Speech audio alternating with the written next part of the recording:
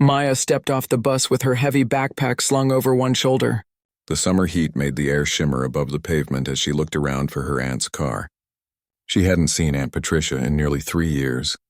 Not since that awkward Christmas dinner when her father's older sister had spent the entire evening making comments about Maya's hair, her clothes, and even the way she spoke. "There you are," a voice called out.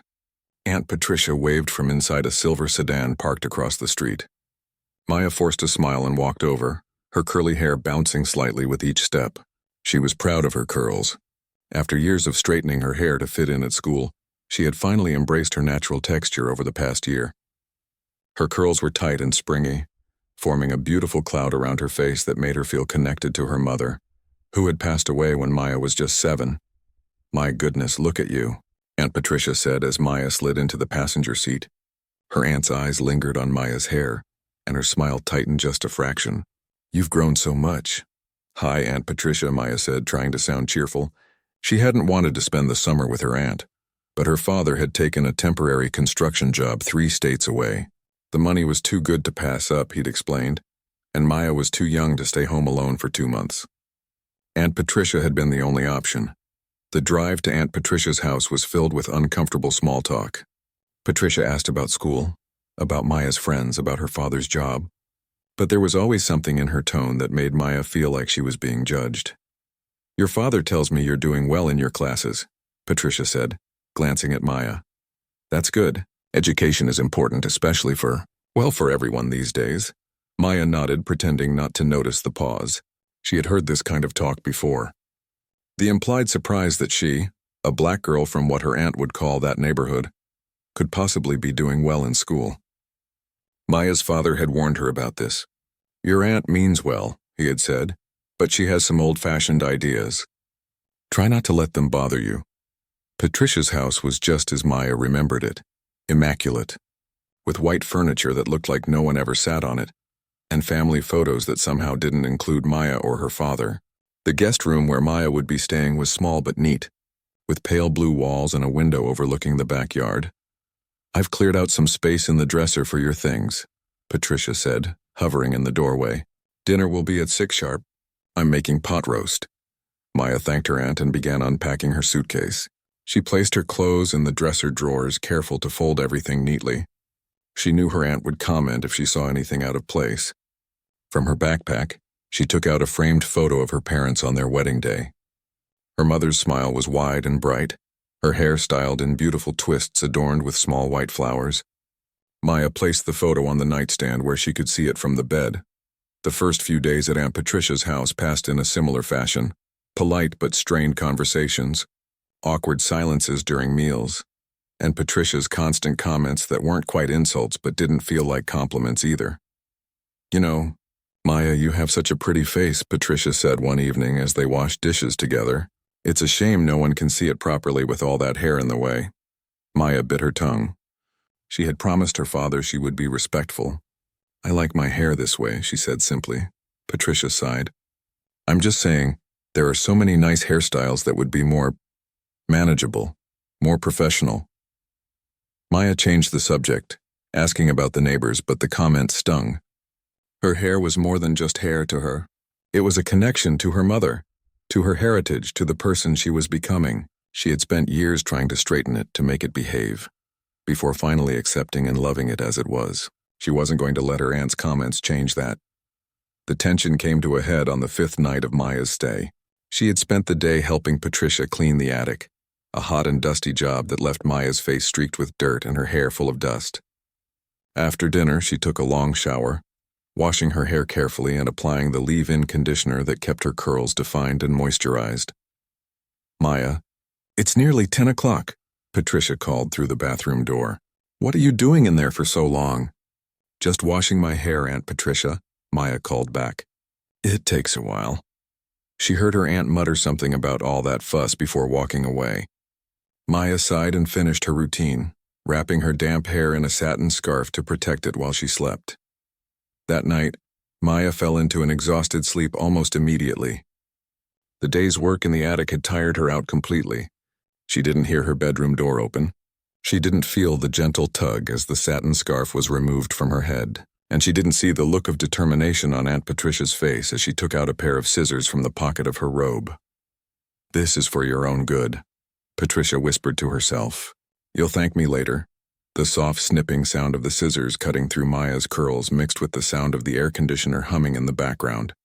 Lock after lock of Maya's beautiful hair fell onto the floor around the bed. Patricia worked methodically, cutting close to Maya's scalp, convinced she was doing her niece a favor. In her mind, she was helping Maya look presentable and professional, words that to Patricia meant looking less black. Maya stirred slightly in her sleep, but didn't wake. Patricia stepped back, satisfied with her work. She gathered the curls from the floor and took them away, disposing of them in the kitchen trash. Then she returned to her own room, believing she had done something kind. When Maya woke the next morning, she felt strange. Her head felt lighter, cooler. She reached up to adjust her satin scarf, but it wasn't there. Her fingers touched her head and found nothing. Well, not nothing, but instead of the springy curls she was used to, her fingers found short, uneven patches of hair. For a moment, Maya thought she was still dreaming. This couldn't be real. She scrambled out of bed and rushed to the small mirror hanging on the closet door. The face that looked back at her was her own, but the head belonged to a stranger. Her beautiful curls were gone, chopped off unevenly, leaving her with barely half an inch of hair in most places. Maya's breath caught in her throat. Her hands trembled as they touched the remains of her hair again, as if hoping it would somehow have grown back in the seconds since she'd last checked. Tears welled up in her eyes, but they didn't fall immediately. First came the shock, freezing her in place, unable to process what she was seeing. Then came the understanding. Aunt Patricia. It had to be her. No one else was in the house. No one else had made those comments about her hair being too much or unprofessional. The tears fell then, streaming down Maya's cheeks as she sank to the floor. She curled into herself, shoulders shaking with silent sobs. Her hair, her beautiful hair that connected her to her mother, to her identity, to her growing sense of self-love, was gone. The sound of pots and pans clanging in the kitchen indicated that Aunt Patricia was already up and making breakfast, acting as if she hadn't just violated Maya in the most personal way. Maya wanted to scream, to run into the kitchen and confront her aunt, to call her father and beg him to come get her immediately. But something held her back. A strange calm began to settle over her, even as the tears continued to fall. Maya looked at herself in the mirror again, really looked. Beyond the butchered hair, she saw her own eyes looking back at her, her mother's eyes filled with a pain that was quickly hardening into something else. Something like resolve. She remembered something her father had told her once. They can take a lot of things from you in this world, Maya, but they can't take who you are inside unless you let them. She stood up slowly, wiping the tears from her face. Her aunt had taken her hair thinking she was cutting away Maya's identity, making her more acceptable by her own warped standards. But in doing so, Patricia had unwittingly awakened something in Maya, a warrior spirit that had been sleeping, waiting for this moment. Maya took a deep breath and straightened her shoulders. She didn't know exactly what she was going to do yet, but she knew one thing for certain. Aunt Patricia had no idea what she had started, and Maya would make sure she never forgot it. The kitchen smelled of bacon and coffee when Maya finally found the courage to leave her room. She had pulled on a hoodie, drawing the hood up to cover her butchered hair. Her eyes were still red and puffy from crying, but she had stopped the tears. She wouldn't give Aunt Patricia the satisfaction of seeing her broken. "Good morning, sleepyhead," Patricia chirped as Maya entered the kitchen. She was standing at the stove, flipping pancakes with a practiced hand. "I was beginning to think you'd sleep all day." Maya said nothing. She stood in the doorway, hands buried deep in the pocket of her hoodie, watching her aunt act as if nothing had happened. Patricia turned, a bright smile on her face that faltered slightly when she saw Maya's expression. "What's wrong? And why are you wearing that hood indoors? It's not polite." "You know what's wrong," Maya said, her voice surprisingly steady despite the storm raging inside her. "You cut my hair while I was sleeping." Patricia's smile returned wider now. She placed a plate of pancakes on the table and gestured for Maya to sit. "Oh, that. Yes, I did you a favor, dear. That mess was completely out of control. Now you'll look neat and professional. You should be thanking me." "Thanking you?" Maya couldn't believe what she was hearing. "You had no right. That was my hair. You stole something from me." Patricia waved a dismissive hand. Don't be so dramatic. It's just hair. It'll grow back, though I hope you'll keep it under control next time. Now sit down and eat your breakfast before it gets cold. Maya didn't move. I want to call my dad. Your father is busy working, Patricia said, her tone hardening. He doesn't need to be bothered with silly things like haircuts. Besides, he asked me to look after you, and that's what I'm doing. Part of looking after someone is making sure they present themselves well. This isn't about presenting myself well, Maya said, her voice rising despite her efforts to stay calm. This is about you not respecting me or my culture. My hair wasn't a mess, it was part of who I am. Patricia's face changed then, the false cheerfulness giving way to something colder. Your culture? Maya, you live in America. Your father raised you in the suburbs. You get good grades and want to go to college. That's your culture. All this other business, she waved vaguely at Maya's hidden head, is just holding you back. I did what your father is too soft to do. Maya felt a flash of anger so intense it almost made her dizzy. My father respects me. He would never do this. Your father married a black woman and look where that got him. Raising a daughter alone because she up and died on him. Patricia snapped, then immediately looked like she regretted her words. The kitchen fell silent. Maya felt like she'd been slapped. She had never heard Patricia speak so directly about her mother or with such venom. Maya, I didn't mean, I'm going back to my room. Maya cut her off, turning away before her aunt could see the fresh tears threatening to spill over. Maya, wait, you need to eat breakfast. But Maya was already walking away, her heart pounding in her chest. She closed her bedroom door behind her and leaned against it, sliding down until she was sitting on the floor. Her aunt's words echoed in her head, ugly and hurtful, revealing the prejudice that had always been just below the surface. Maya pulled out her phone and called her father, but it went straight to voicemail. She remembered he was working on a construction site with poor reception. She sent a text instead. Dad, please call me when you can. It's important. Then she pulled off her hoodie and forced herself to look in the mirror again. The morning light streaming through the window showed just how uneven and harsh the cut was. In some places, her scalp was visible. In others, there were tufts of hair that Patricia had missed. It was a mess, but not in the way her aunt had meant. This was a deliberately created mess, a visual representation of the violence done to her. Maya took a deep breath and opened her laptop. If she couldn't talk to her dad right away, she would find answers elsewhere. She typed forced haircut cultural significance into the search bar and began reading. Article after article appeared, describing similar stories across different cultures and time periods. Hair being forcibly cut as a form of control, of stripping identity, of enforcing conformity. She read about Native American children in boarding schools, about women in occupied countries, about religious communities where hair carried deep meaning. She found stories of black women and girls like herself, whose natural hair had been deemed unprofessional or unkempt by those who didn't understand or respect its significance. She read blog posts and watched videos by women who had chosen to cut their hair as a form of reclaiming their identity, but the key word was chosen. They had made the decision themselves, not had it forced upon them while they slept.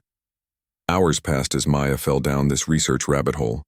She barely noticed when her stomach began to growl, or when the light in her room shifted as the sun moved across the sky. She was absorbing knowledge, finding context for what had happened to her, discovering that she wasn't alone. Around mid-afternoon, there was a knock at her door. Maya, are you going to stay in there all day? Patricia's voice came through the door, sounding impatient. I made lunch. I'm not hungry, Maya replied, not looking up from her screen. You need to eat something. And we need to talk about your attitude. Maya almost laughed at that. Her attitude? After what Patricia had done? You can come out now or you can stay in there until dinner, but either way, we're going to have a conversation about respect, Patricia continued when Maya didn't respond. Respect goes both ways, Aunt Patricia, Maya finally said. I'll come out when I'm ready. She heard her aunt sigh dramatically and walk away. Maya turned back to her computer. But now she shifted from reading to searching for something else. She found a website for a local community center that hosted various support groups. One of them was specifically for young people of color navigating predominantly white spaces. They had a meeting scheduled for the following evening. Maya made a note of the address and time. Then she searched for the nearest beauty supply store. She would need a few things if she was going to fix what Patricia had done to her hair. Not cover it up or hide it, but transform it into something that was hers again. A choice rather than a violation. As evening approached, Maya finally emerged from her room. She found Patricia watching TV in the living room. "There you are," her aunt said, muting the television. "Are you done sulking now?" Maya ignored the question. "Is there a bus that goes downtown from here?" Patricia frowned. "Why do you need to go downtown?" "I need to buy some things." "What things?" Patricia's eyes narrowed. "If you need toiletries or something, I can take you to the supermarket tomorrow." "I need to go to a beauty supply store," Maya said. "For my hair." Patricia's expression changed, softening into what she probably thought was sympathy but looked more like satisfaction. "Oh, honey, we can go to my salon. Brenda can clean up what's left and give you a nice, neat pixie cut. You'll look adorable." Maya shook her head. "No, thank you. I want to handle it myself. Don't be ridiculous. You don't know how to style hair properly. That's half the problem." There it was again. That casual dismissal, that assumption that Maya couldn't possibly know what was best for herself. But instead of getting angry, Maya felt strangely calm. She was beginning to see her aunt clearly, perhaps for the first time. Patricia wasn't a monster, just a woman with deep-seated prejudices she probably didn't even recognize in herself. "I'm going to the beauty supply store tomorrow," Maya said firmly. "Either you can tell me which bus to take or I can figure it out myself." Patricia looked taken aback by Maya's tone. "Well, the number 16 goes downtown, but really I don't think—" "Thank you," Maya cut her off. "What time does dinner start?" The abrupt change of subject seemed to throw Patricia off balance. About 20 minutes. "I made meatloaf," Maya nodded. "I'll set the table." She moved to the kitchen, leaving her aunt staring after her in confusion. As she took plates from the cabinet, Maya felt a strange sense of power. She had spent the day arming herself with knowledge, with context, with the understanding that what had happened to her was bigger than just a haircut, and somehow that knowledge had shifted something inside her. The tears had dried up, replaced by a steady resolve. That night, after a mostly silent dinner, Maya's phone finally rang. It was her father. "Hey, baby girl," his warm voice came through the speaker. "Sorry I missed your call. The reception out here is terrible." "What's going on?" Your text sounded urgent. Maya had planned to tell him everything, to let out all the hurt and anger she'd been feeling.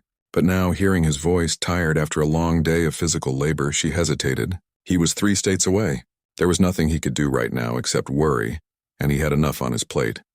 "Dad, Aunt Patricia cut my hair while I was sleeping," she said simply. There was a long pause. "Then she did what?" "Cut my hair. Most of it's gone." Another pause, longer this time. When her father spoke again, his voice was tight with controlled anger. "Put her on the phone. She's in the other room. And Dad, it's okay. I mean, it's not okay what she did, but I'm okay. Maya, what she did is assault. I know," Maya interrupted gently. "I've been reading about it all day. About what it means when someone does this to you. About the history behind it. And I'm going to handle it." "Handle it?" "Maya, you shouldn't have to handle this. I'm going to call my boss, see if I can get a few days off to come get you." "No, Dad," Maya said firmly. "You need that job." "The money. And I think I need to be here right now." "What do you mean?" Maya wasn't entirely sure herself, but something told her this was a moment she needed to face. Not run from. "I mean, I'm learning something here. About standing up for myself, about who I am. I can't explain it all right now, but please trust me. I'm okay. I'm going to be okay." There was another long silence. "Are you sure, baby girl? Because I'll come get you in a heartbeat, I'm sure. I'll call you every day, I promise. And if things get worse, I'll let you know right away." They talked a bit longer, her father's protective anger gradually giving way to reluctant acceptance of Maya's decision. By the time they hung up, Maya felt even more certain of her path. Her father had always treated her with respect. He had always valued her opinions and decisions. That had given her a foundation of self-worth that even Aunt Patricia's scissors couldn't cut away. Maya lay in bed that night, running her fingers over the short, uneven patches of hair that remained on her head. Tomorrow she would go to the beauty supply store. She would find a way to make this new look her own choice, her own statement. And she would go to that community center meeting, find others who might understand what she was going through. As she drifted off to sleep, Maya felt something unfamiliar but powerful taking root inside her. Not just anger or hurt. but a determination to transform this violation into something meaningful. Aunt Patricia had thought she was cutting away Maya's identity, making her more acceptable by erasing her blackness. Instead, she had inadvertently helped Maya discover a strength she hadn't known she possessed. The warrior was awakening. The next morning, Maya woke up early. She stood in front of the mirror, examining her butchered hair in the harsh morning light. Today was the day she would begin to reclaim what had been taken from her. She dressed carefully in jeans and a t-shirt, then tied a scarf around her head, wrapping it in a style she had seen in one of the videos she'd watched yesterday. The colorful fabric, blue with yellow patterns, had been a gift from her mother years ago. Maya had kept it as a treasured memento, rarely wearing it. Now it felt right to wrap it around her head, a physical connection to her mother and her heritage. When she entered the kitchen, Aunt Patricia was already there, sipping coffee and reading something on her tablet. She looked up as Maya entered, her eyes immediately going to the wrapped scarf. "What on earth is that on your head?" she asked, putting down her tablet. "It's a head wrap," Maya replied calmly, going to the refrigerator to get orange juice. "It's a traditional style," Patricia snorted. "Traditional? Maya, you were born in Cincinnati, not Africa. Don't be ridiculous."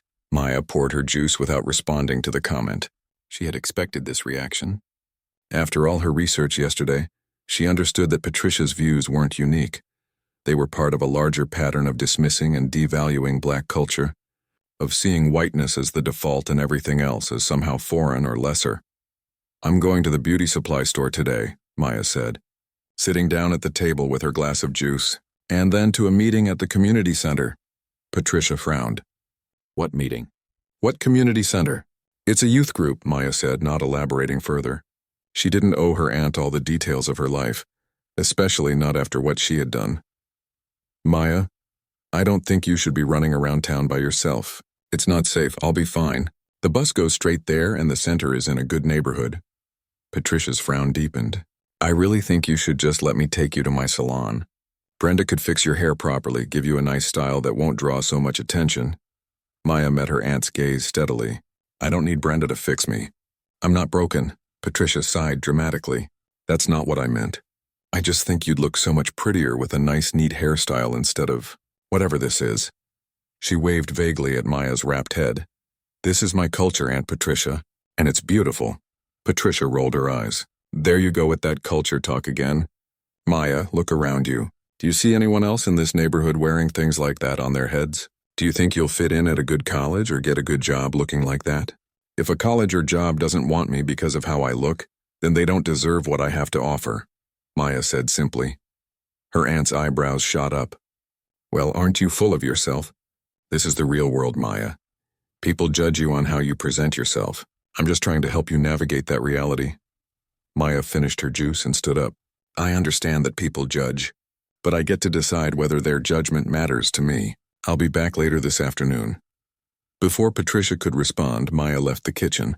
She grabbed her backpack, which now contained her laptop, some money she'd saved, and a small notebook for jotting down thoughts. She'd been writing a lot since the incident, processing her feelings, recording her aunt's comments, noting her own reactions.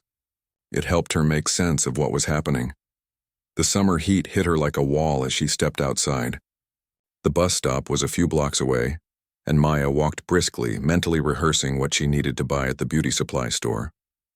She had watched several tutorials online about styling very short natural hair, about treatments to help it grow healthy and strong, about ways to adorn and celebrate it rather than hide it. The bus arrived right on schedule, and Maya found a seat near the back. As the bus rumbled away from the suburbs and toward downtown, she watched the landscape change. Houses getting closer together, more businesses appearing, more diversity in the people walking on the sidewalks. Patricia's neighborhood was almost entirely white, but downtown was a mix of all kinds of people. Maya felt herself relaxing a little as the demographic shifted.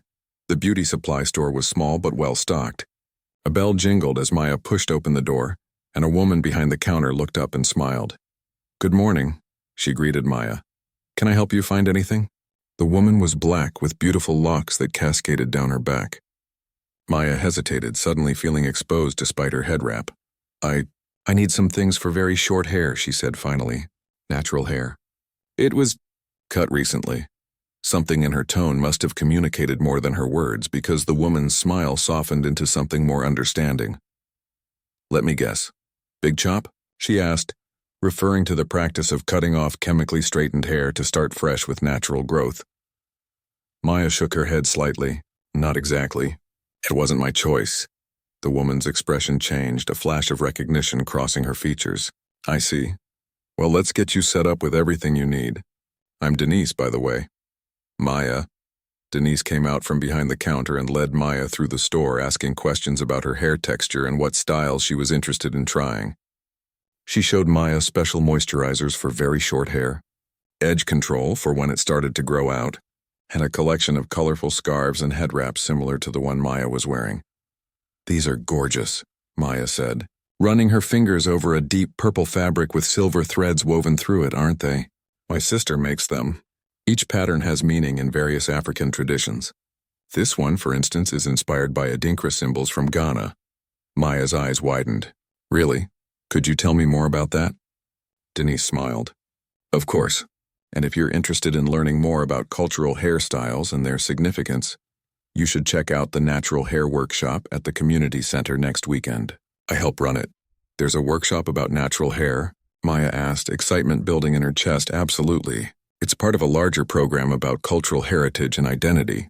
We teach traditional styles, talk about the history and politics of black hair, and just create a space where young people can celebrate who they are." Maya couldn't believe her luck. "That sounds amazing. I'm actually heading to the community center today for a youth group meeting." "Perfect. You can pick up a flyer about the workshop while you're there. It's a great program. Lots of kids your age exploring their roots, literally and figuratively." Denise winked at her own pun. By the time Maya left the beauty supply store, her backpack was heavier with new products and her heart was lighter with new possibilities. She had spent nearly all of her saved money, but it felt worth it, and Denise had given her an employee discount after hearing a bit more about Maya's situation. The community center was a large, modern building with colorful murals painted on the outside walls. Inside, a friendly receptionist directed Maya to a meeting room where the youth group was gathering. As she approached the door, Maya felt a flutter of nervousness. She didn't know anyone here.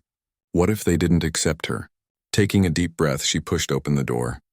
About a dozen teenagers were scattered around the room, sitting in chairs arranged in a circle. They all looked up as Maya entered. "Hey there." A tall boy with glasses waved her over. "Are you here for the BIPOC Youth Alliance?" Maya nodded, relieved to be welcomed immediately. "Awesome. I'm Tyler. Come grab a seat. We're just getting started." Maya sat in an empty chair between Tyler and a girl with intricate box braids who introduced herself as Zoe. As the meeting began, Maya listened intently as the group's facilitator, a college-aged woman named Jade, led a discussion about navigating spaces where you might be the only person of color. "It can be exhausting," one boy said. "Like you're constantly on display representing your entire race." Several heads nodded in agreement. "And people are always touching my hair without asking," Zoe added, rolling her eyes. "Like I'm some kind of pet they can just pet whenever they want. Or they ask if it's real.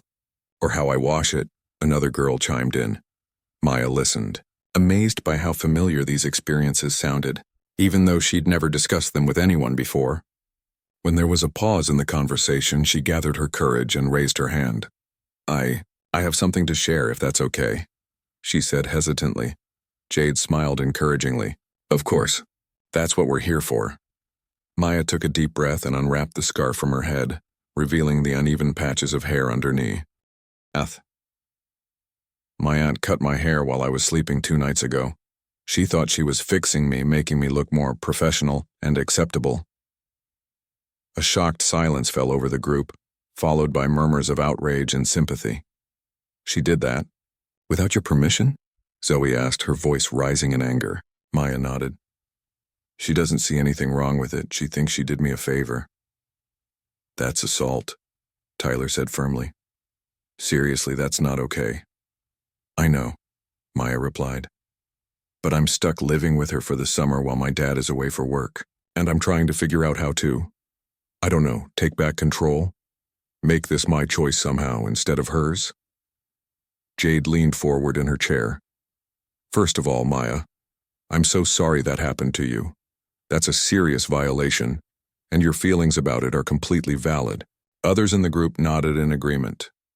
Second, Jade continued, I think you're already taking back control by being here, by talking about it, by seeking out community. That's incredibly brave.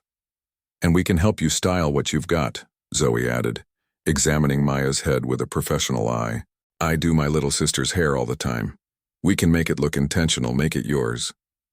Plus, you should document this, suggested another girl, who had introduced herself as Kira. I'm taking a photography class, and we're working on visual storytelling. Your journey could be really powerful, showing how you're reclaiming your identity. That's a great idea, Jade agreed. Maya, would you be comfortable with that? Using your experience as part of a creative project? It might help you process what happened, and it could help others understand why this is such a big deal. Maya considered the suggestion. She had been writing in her notebook, but the idea of visual documentation, of turning this painful experience into something meaningful and maybe even beautiful, that was appealing. I think I'd like that, she said finally. The rest of the meeting flew by as the group shared stories, offered suggestions, and simply provided the understanding that Maya had been craving.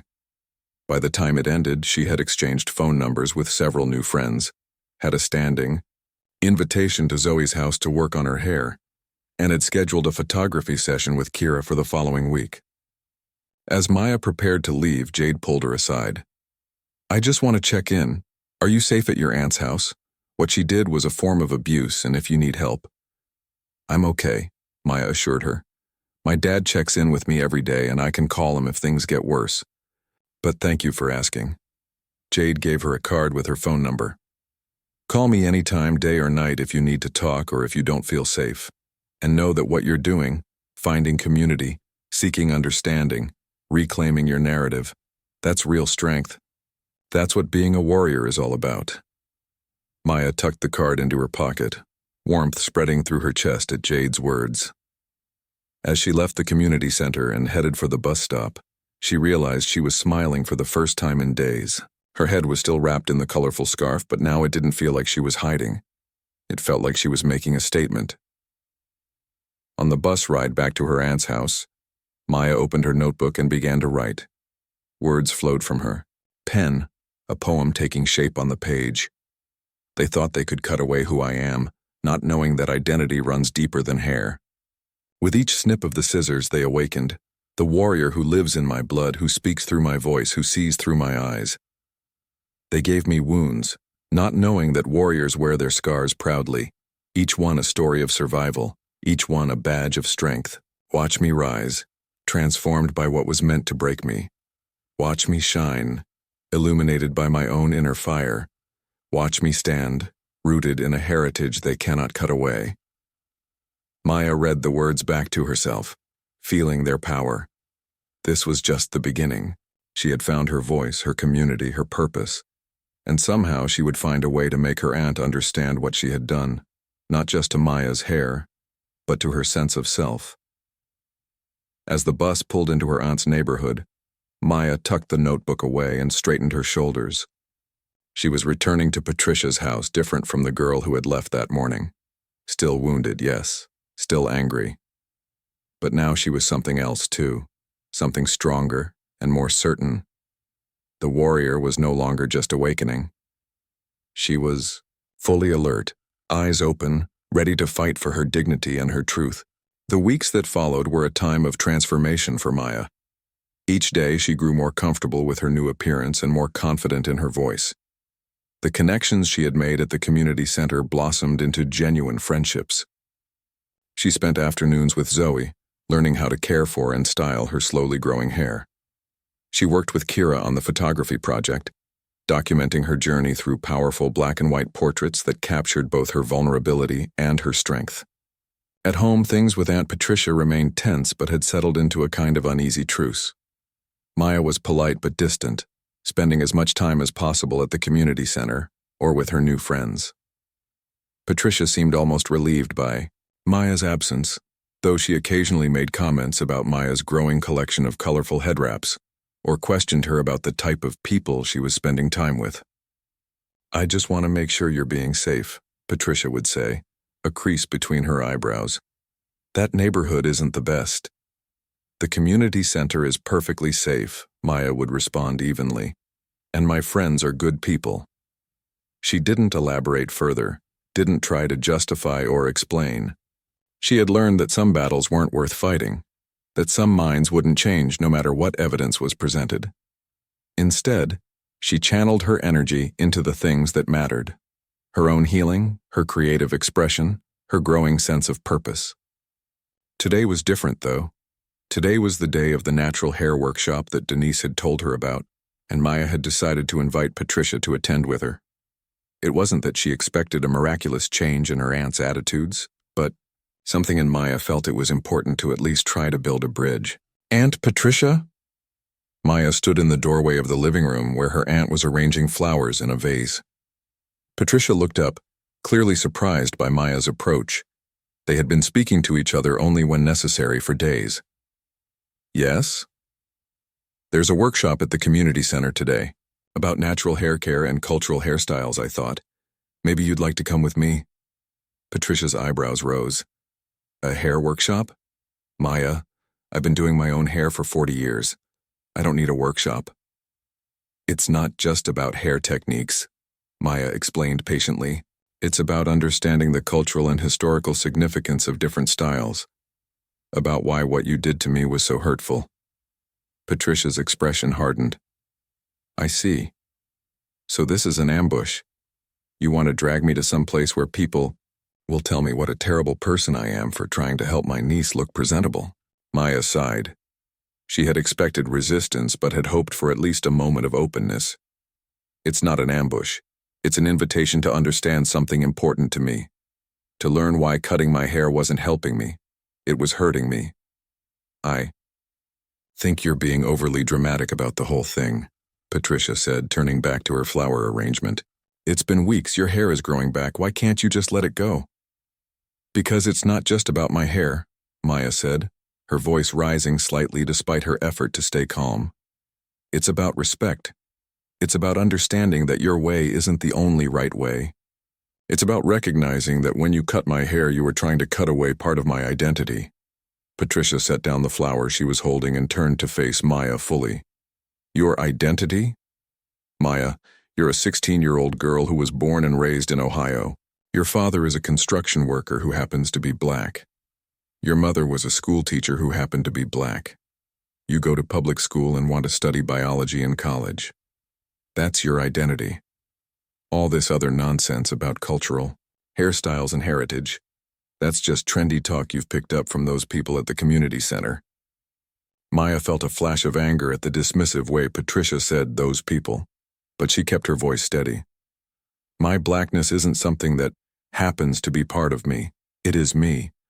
And those trendy ideas about cultural heritage, they're about connecting to a history and a community that gives me strength. Patricia rolled her eyes. Oh, please, what do you know about history? Have you ever even been to Africa? Do you speak any African languages? No. Because you're American, Maya. Just like me. The only difference is that you've let these people fill your head with divisive ideas. The only one being divisive here is you, Maya said quietly. By refusing to see or respect parts of me that don't fit into your narrow view of what's acceptable or professional. Acceptable to whom? Professional? Where? Patricia's voice was rising now too. In the real world, Maya. In offices and universities and places where decisions are made. Places where you could have a future if you'd stop obsessing over hairstyles and start focusing on what really matters. What matters to you, you mean? Maya corrected her. Not what matters to me. Patricia threw up her hands in exasperation. Of course what matters to me. I'm the adult here. I've lived in this world a lot longer than you have. I know how it works. You know how your world works, Maya said. But that's not the only world there is. Patricia shook her head as if Maya's words were too ridiculous to even engage with. I'm not going to that workshop. And frankly, I don't think you should be going either. You're spending too much time with those people, getting all these strange ideas. Maya felt a deep sadness settle over her. She had hoped, somewhere deep down, that Patricia might show just a glimmer of willingness to understand. to grow, but her aunt seemed firmly entrenched in her views, unwilling to even consider that she might be wrong or that there might be perspectives beyond her own that had value. They're not strange ideas, Aunt Patricia. They're human ideas about dignity, respect, and the right to be who you are without shame. Maya adjusted the purple head wrap she was wearing, one of several Denise's sister had made especially for her. I'll be back this evening. She turned to leave, but Patricia's voice stopped her. Maya, wait. This attitude of yours, your father wouldn't approve. All this rebelliousness, this chip on your shoulder. He raised you better than that. Maya turned back slowly. My father taught me to stand up for myself, to be proud of who I am, to respect others but never let anyone make me feel less than. So yes, he did raise me better than to just smile and nod when someone disrespects me, even if that someone is family. Before Patricia could respond, Maya walked out of the room. She gathered her things and left the house, the heavy summer air embracing her as she stepped outside. The sadness she felt at Patricia's continued refusal to understand was real, but it was tempered by a sense of her own growth. 6 weeks ago, she might have shrunk in the face of her aunt's dismissals. Now she stood her ground, spoke her truth, and walked away with her head held high. The community center was buzzing with activity when Maya arrived. The natural hair workshop was being held in a large room that had been transformed for the occasion. Tables lined the walls covered with hair products, books, photographs, and historical displays about various cultural hairstyles. In the center of the room, chairs were arranged in a circle, already beginning to fill with people of all ages. Maya, Denise waved from across the room where she was setting up a demonstration station. I'm so glad you made it. Come help me set up this last table. Maya made her way through the crowd, greeting friends she had made over the past weeks. She helped Denise arrange bottles of natural oils and butters on the table, alongside combs, picks, and other hair tools.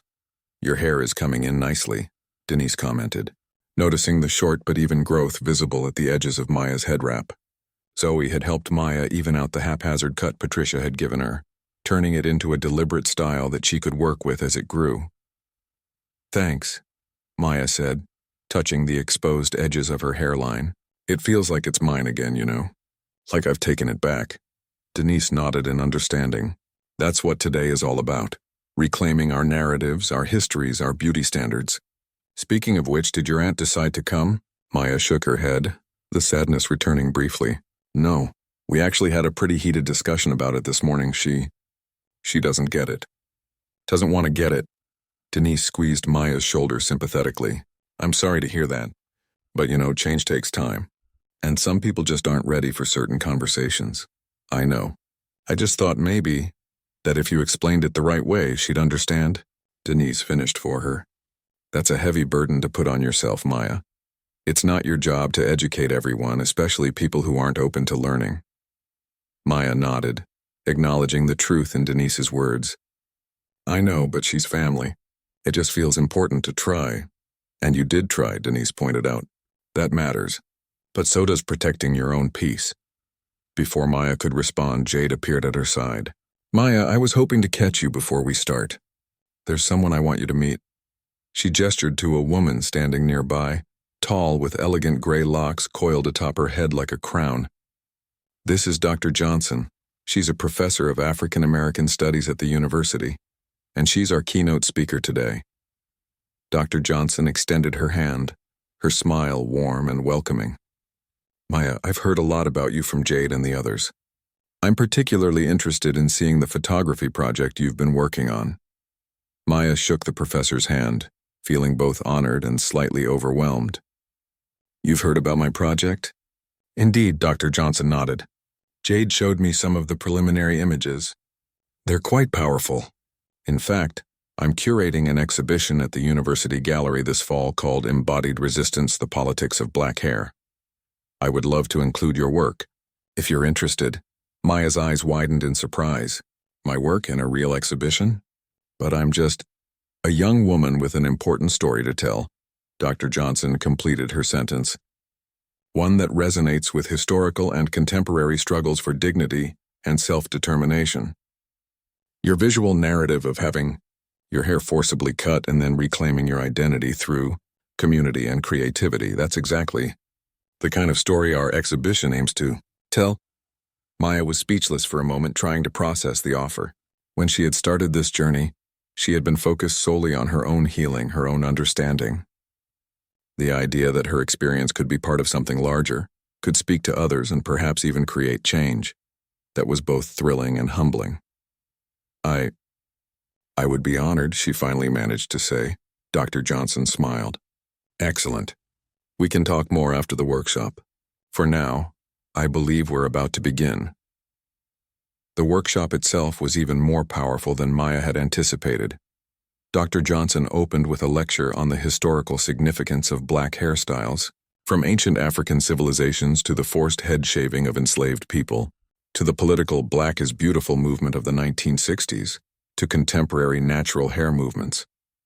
She discussed how hair had been both a target of oppression and a site of resistance throughout history. Other speakers followed, demonstrating various traditional styles and discussing their significance.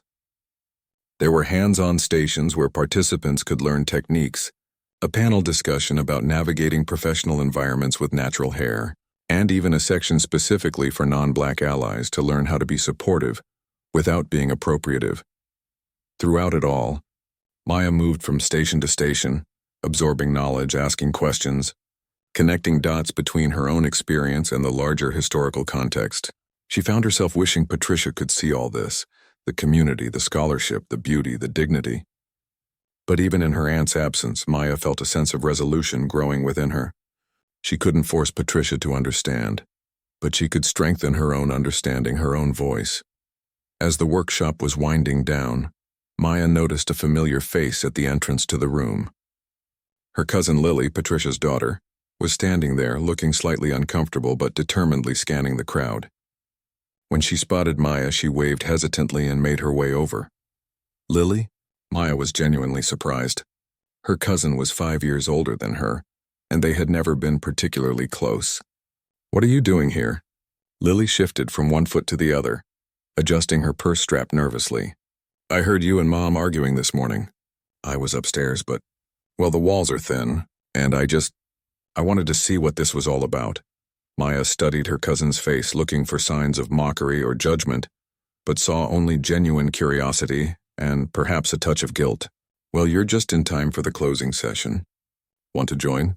Lily nodded, and together they found seats in the circle as Dr. Johnson began the final discussion. The professor invited participants to share what they had learned or what had resonated most with them during the workshop. One by one, people spoke about discovering connections to their heritage, about finding language for experiences they had struggled to articulate, about feeling seen and validated in ways they rarely did in mainstream spaces. When it was Maya's turn, she took a deep breath and unwrapped her headscarf, revealing her short, now evenly styled hair. 6 weeks ago, my aunt cut my hair while I was sleeping because she thought it was unprofessional and messy. She thought she was helping me, but what she was really trying to do was erase part of who I am. From the corner of her eye, she saw Lily's posture stiffen, but she continued. I could have just been angry. I could have just felt violated and hurt, and I did feel those things. But being here, learning about our history, connecting with this community, it's helped me transform that pain into something powerful. She gestured to Kira, who had been taking photos throughout the workshop. My friend and I have been documenting this journey through photography, not to shame my aunt or to make myself a victim, but to show how acts of erasure can become opportunities for growth and resistance, how what was meant to diminish me has instead made me stronger and more connected to who I really am. When Maya finished speaking, there was a moment of silence, followed by murmurs of support and nodding heads. Dr. Johnson thanked her for her vulnerability and wisdom, then moved on to the next person. But Maya was aware of Lily beside her, silent and thoughtful, occasionally glancing at Maya with an expression that seemed to mix surprise with something like admiration. After the closing session, as people began to disperse, Lily finally spoke. I had no idea Mom did that to you. Cut your hair, I mean. Maya nodded. She didn't think it was a big deal. Just tidying me up in her mind, that's really messed up, Lily said, shaking her head. I'm so sorry, Maya. I should have been around more, should have noticed. It's not your fault, Maya assured her. And honestly, in a weird way, I'm almost grateful it happened. Not for what she did, but for where it led me. I found my voice here, my community. I understand myself better now. Lily looked around at the dispersing crowd, at the displays of hair products and historical photographs, at the smiling faces and animated conversations. I can see that. You seem different, stronger. I am stronger, Maya agreed. But I'm still sad about your mom, my aunt. I wish she could understand why what she did was so hurtful. Not just the cutting itself, but the attitude behind it. Lily was quiet for a moment, then said, "You know, I've never really questioned the things Mom taught me, about what's professional or appropriate or whatever. But listening to that professor today, hearing about the history, it makes me wonder what other ideas I've accepted without thinking." It was a small admission, but to Maya, it felt significant. A crack in the wall of assumptions that Patricia had built around her family. "That's all anyone can really ask for," she said. "Just to be willing to question, to listen, to learn." Lily nodded, then hesitated before adding, "I have to get back. I have a late shift at the hospital tonight. But maybe we could talk more another time? I'd like to see your photography project when it's done." "I'd like that," Maya said, genuinely surprised and touched by her cousin's interest. As Lily turned to leave, she paused. "Maya, Mom might never change her mind. But that doesn't mean what she did was okay. And it doesn't mean you have to pretend it was." With that, she was gone, leaving Maya with a complicated mix of emotions. There was still sadness for the relationship with her aunt that might never heal. But there was also a new hope in the connection with Lily, in the possibility that change could happen in unexpected ways and places.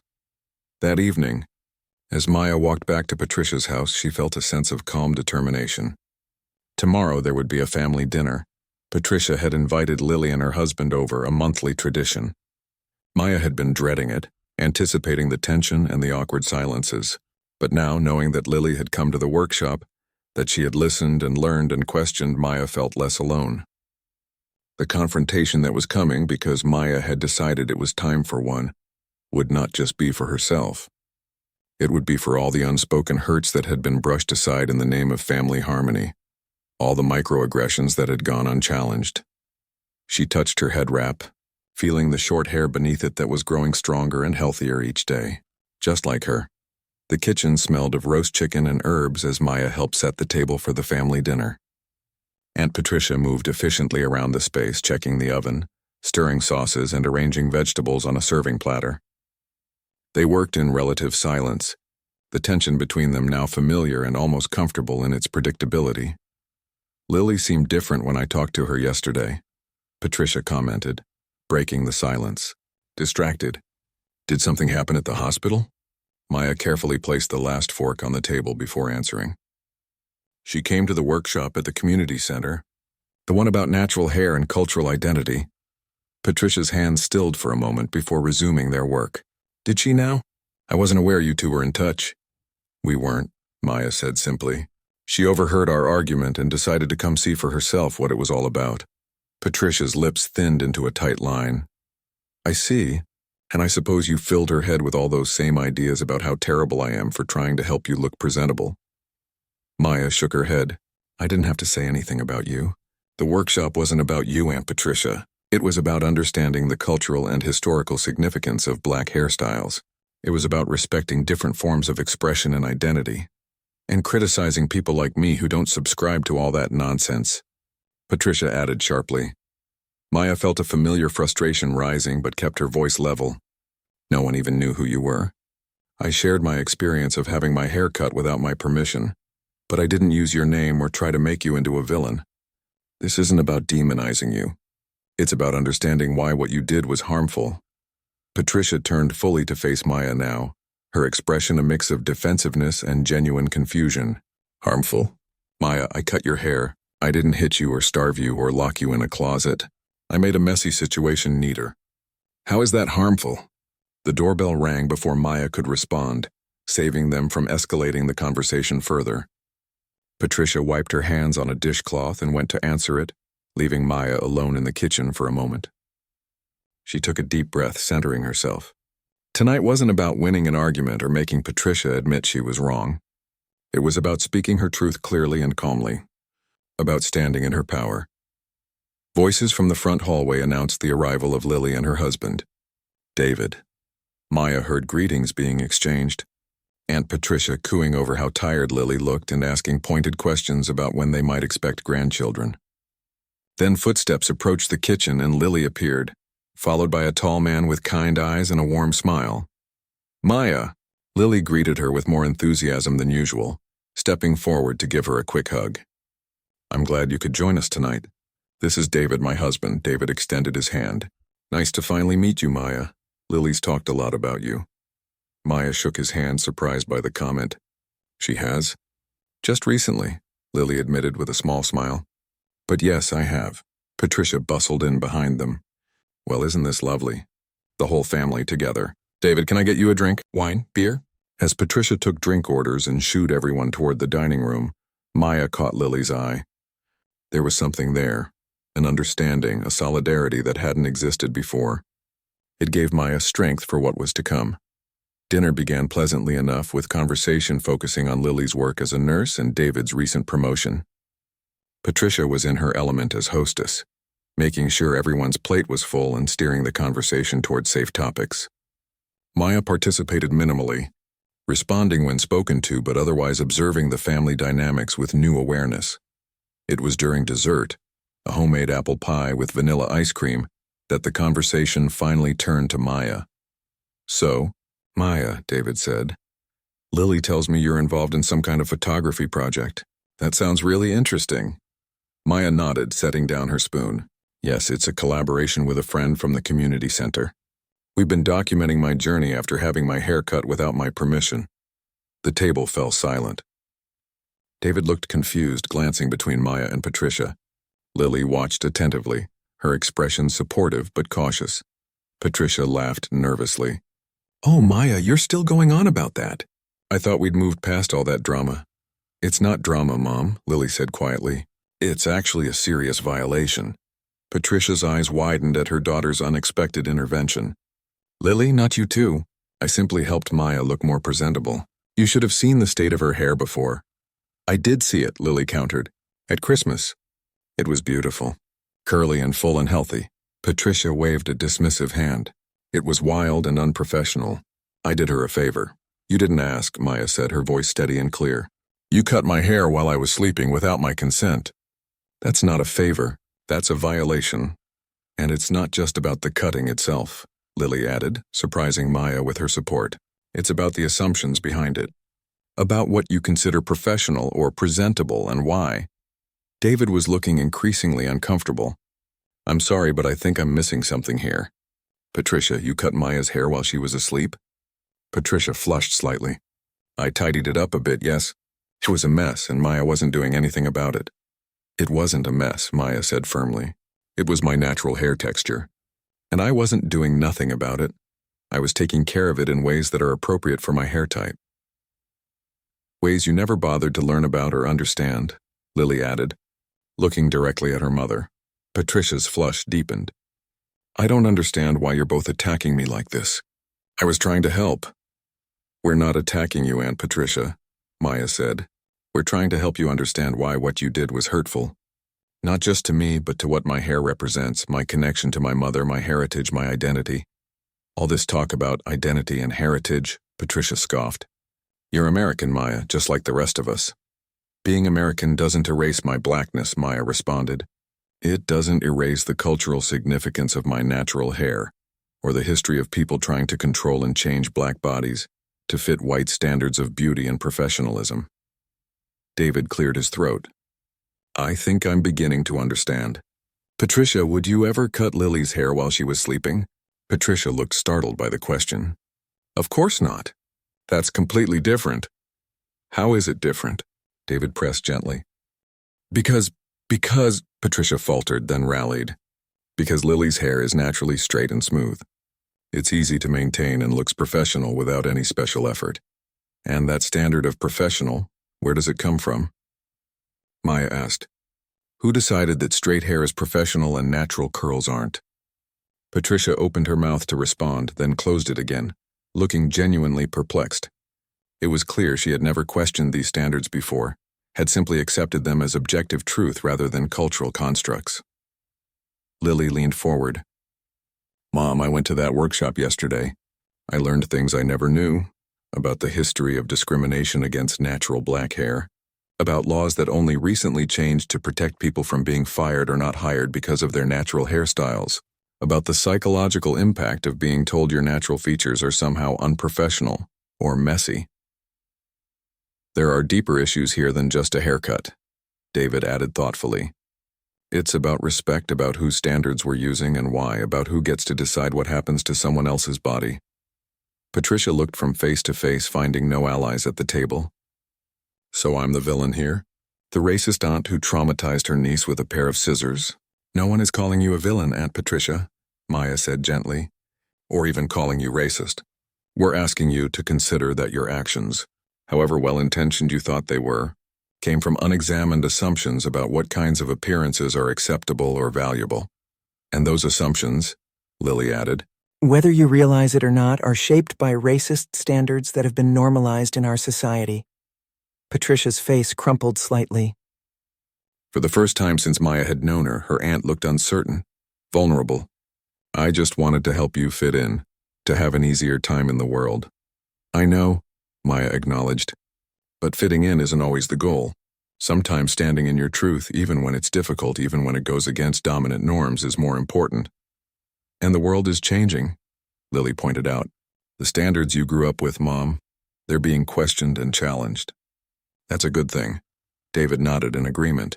The medical field has changed so much since I started. We're finally recognizing how biased a lot of our practices have been, how we've centered certain perspectives and marginalized others. It's uncomfortable sometimes, realizing you've been participating in systems that hurt people without even knowing it. But that discomfort is where growth happens. Patricia was quiet for a long moment, staring down at her half-eaten dessert. When she finally spoke, her voice was softer than Maya had ever heard it. I never thought of myself as someone who would hurt you, Maya. I genuinely thought I was helping. Maybe I've been wrong about more things than I realized. It wasn't exactly an apology, but it was an admission. A crack in the certainty that had characterized all of Patricia's interactions with Maya up to this point. Maya felt something shift in her chest, a loosening of the tight knot of anger and hurt she had been carrying. I have something I want to show you all, she said, reaching for her phone. If that's okay. At their nods of assent, Maya pulled up the photos from her collaboration with Kira. She passed the phone to Patricia first, watching her aunt's face as she scrolled through the images. There were stark black and white photos of Maya the morning after the cutting, her face tear-streaked, her hair brutally chopped. There were images of her in the various head wraps she had collected, eyes fierce and proud. And there were the most recent photos, Maya with her hair now growing unevenly, styled in a short natural cut that highlighted her features. Beautifully, Patricia's expression changed as she moved through the photos, from defensive to shocked to something that might have been understanding. When she passed the phone to Lily, her hands were trembling slightly. These are powerful, Maya, David said as he looked at the photos over his wife's shoulder. Really powerful. They're going to be part of an exhibition at the University Gallery this fall, Maya said, about the politics and history of black hair. An exhibition? Patricia's eyebrows rose. At the university? Maya nodded. Dr. Johnson, she's a professor of African American Studies. She wants to include our project. She says it speaks to themes of violation and reclamation, of resistance through creativity and community.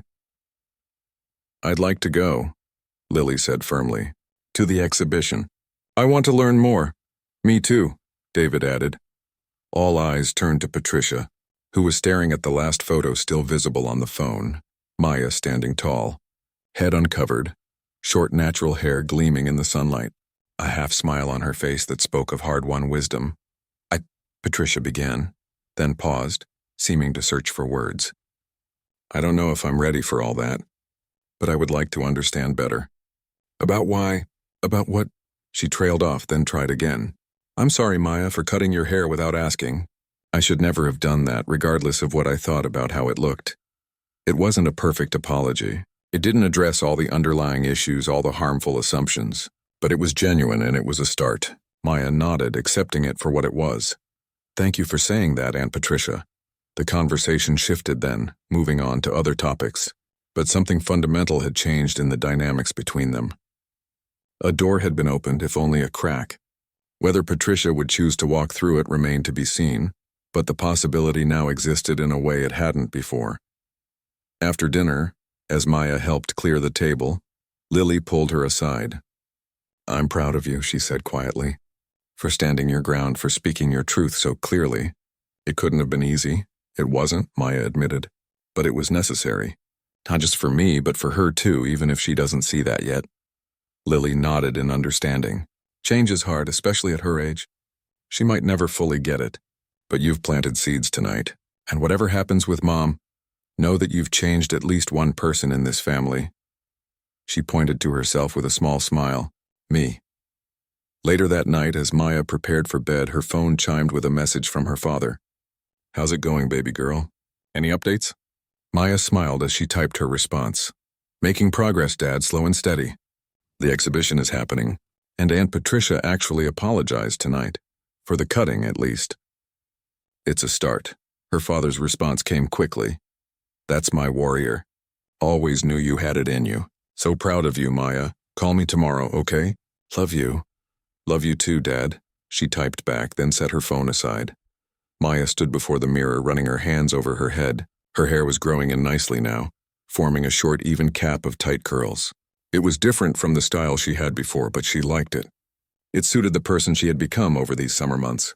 Stronger, clearer, more certain of who she was and what she stood for. She thought back to that terrible morning when she had first discovered what Patricia had done, how lost and violated she had felt. She couldn't have imagined then where this journey would lead her. To new friends, to creative expression, to a deeper understanding of her own heritage and identity, and even to a university exhibition. She couldn't have known that her pain would transform into purpose, her anger into advocacy. They didn't know they were awakening a warrior, she whispered to her reflection, echoing the poem she had written on the bus that day weeks ago. Her reflection smiled back at her, strong and serene. The warrior was wide awake now, and she was just getting started.